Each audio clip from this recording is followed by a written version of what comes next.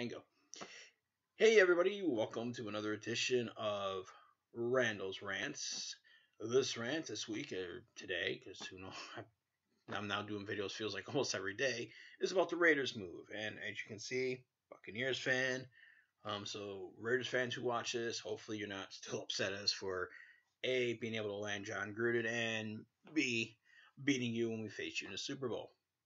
But for those of you who have been paying attention to the news, the Raiders are now hightailing out of Oakland for a second time. And they're saying, well, the city didn't have enough money to build us a stadium. And I have a lot of respect for Stephen Ross, who's the owner of the Miami Dolphins, who decided, hey, I'm going to be the only one who is going to vote against this move. He stood alone against the other NFL owners. And he said, listen, we're in tough times right now. Owners can't keep putting the onus entirely on the cities. They've got the deep pockets. They've got to be willing to reach in and pay for some of the funds to build these new stadiums. So I got a lot of respect for Stephen Ross. I have zero respect for Mark Davis, the owner of the Raiders. You know, Mark, you're not your father. Al Davis was a genius. He was a guy that gave the NFL's first Latino coach. He's a guy that gave the NFL's first African American coach. And when he moved the Raiders from Oakland to LA, that was kind of trying to prove a point to Pete Rozelle, and their little feud that they had. Like I said, that's all ancient history.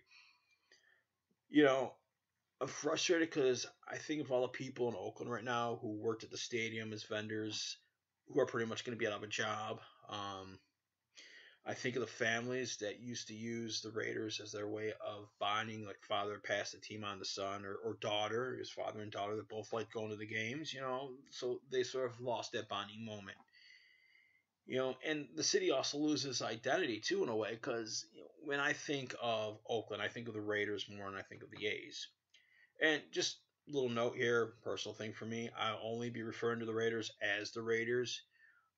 Because I will not refer to them as the city name and then the Raiders. It's a policy I had, dating back to when a certain city in Indiana stole the Colts from Baltimore in the infamous Mayflower move. I never referred to the Rams as St. Louis the whole time they were there. They were just simply the Rams. It's just my way of looking, saying it. I don't like calling. To me, the Rams were always the LA Rams. Chargers, I'm leaving out of this because they started in LA. But that's neither here nor there. Vegas has never been able to support a professional football team. They've had 4 of them. They had the 2 in the Arena League, which failed, the Sting, and then they had one that was just owned by Vince Neil. They had the Las Vegas Posse in the CFL. They couldn't draw fans. That team failed. And then they had the team in the XFL. That team failed as well. So who knows if Vegas can actually support a professional football team. But that's neither here nor there. I lost a lot of respect for Mark Davis. I think the proper thing he could have done was to reach into his pockets and pay for the stadium, or at least some of it, to help keep the Raiders there. I think he's a greedy son of a bitch. It's just my opinion. And I'll tell you what, any Raiders fans or fans of the team as it goes to the new city, tell you what, I give you carte blanche to take this video, cut and paste the URL, and send it right to the Raiders Twitter feed, okay?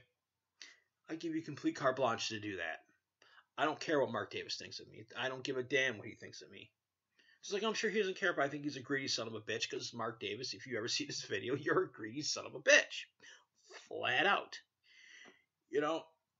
And there has to be something. Something has to change here. Okay? Owners need to start putting a little bit money towards these stadiums. It can't be completely on the taxpayers in that city.